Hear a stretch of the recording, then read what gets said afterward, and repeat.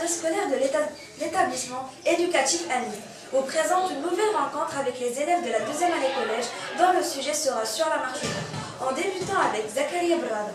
La marche verte.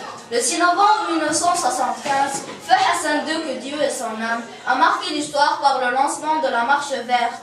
Ainsi, 350 000 volontaires ont répondu à l'appel et ont franchi les frontières. Cette épopée a permis au Maroc de récupérer son territoire, occupé depuis près de 3/4 de siècle par l'Espagne. Elle a aussi permis la réintégration de nos compatriotes sahraouis de la mère patrie. Il faut signaler que la Cour internationale de justice avait reconnu le droit du Maroc sur son Sahara, en confirmant l'existence des liens juridiques et d'allégeance entre le trône marocain et les tribus du Sahara. De l'avis de plusieurs historiens, la marche verte est considérée comme l'un des plus grands événements de l'histoire moderne. Puis cette néglige. Devant le fait accompli, l'Espagne négocie alors avec le Maroc et la Mauritanie, et les trois pays signent les accords de Madrid prévoyant le transfert de la souveraineté des 2/3 septentrionaux du territoire Sakia el-Hamra au Maroc, et le tiers sud restant Oued et Tahab el-Gouira à la Mauritanie. Pour commémorer cet événement, le 6 novembre est devenu le jour d'une fête nationale au Maroc. Cette date se retrouve également dans un avenue, notamment à Casablanca, avenue de 6 novembre 1975. Hassan II sollicite le départ de 350 000 volontaires civils marocains en direction du Sahara marocain, duquel l'Espagne ne s'était pas encore, au moins officiellement, retirée. Les volontaires désarmés, portant chacun un courroux et un drapeau national, entourés par 20 000 soldats des forces armées royales, pénètrent dans le Sahara occidental. Le 6 novembre, 3 jours après Hassan II, les appelle à revenir. Ces objectifs politiques et symboliques sont... Ensuite, Saramiani Idriss. Au 16 octobre 1975, au feu de Sa Majesté Hassan II, avait annoncé l'organisation de la plus grande marche pacifique de l'histoire. La marche verte à laquelle avaient participé 350 000 Marocains. Cette marche a permis la libération des provinces du Sud et la réintégration par nos compatriotes sahraouiens de la mère patrie. Elle a ainsi mis fin à près de 3/4 de siècle de colonisation et d'occupation et a permis à notre pays de parachever son intégrité territoriale dans ses frontières du Sud. De l'avis de nombreux universitaires et sociologues, l'événement de la marche est un fait social et psychologique, par excellence. Selon l'universitaire Abdallah Saf, il s'agit de l'événement phare qu'a connu les Marocains après l'indépendance. Le 5 novembre 1975, le roi Hassan II avait adressé un discours aux volontaires devant participer à cette marche en disant « Demain, tu franchiras la frontière. Demain, tu entameras ta marche.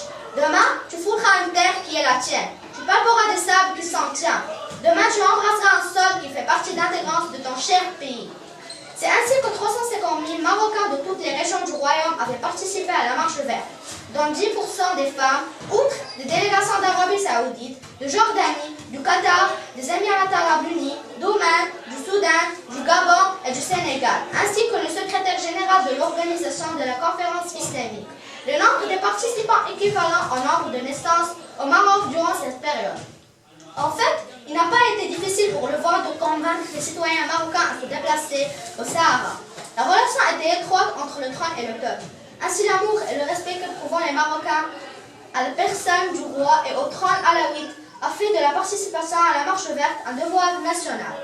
Muni à la seule foi en la justesse de sa cause et brandissant le Saint-Coran et le drapeau national, une marée humaine de 350 000 volontaires civils venant de toutes les régions du Maroc a répondu à l'appel lancé par feu Sa Majesté Hassan II et convergé en toute sérénité, rectifié dans une véritable illustration de la parfaite symbiose entre un roi militant et un peuple valeureux.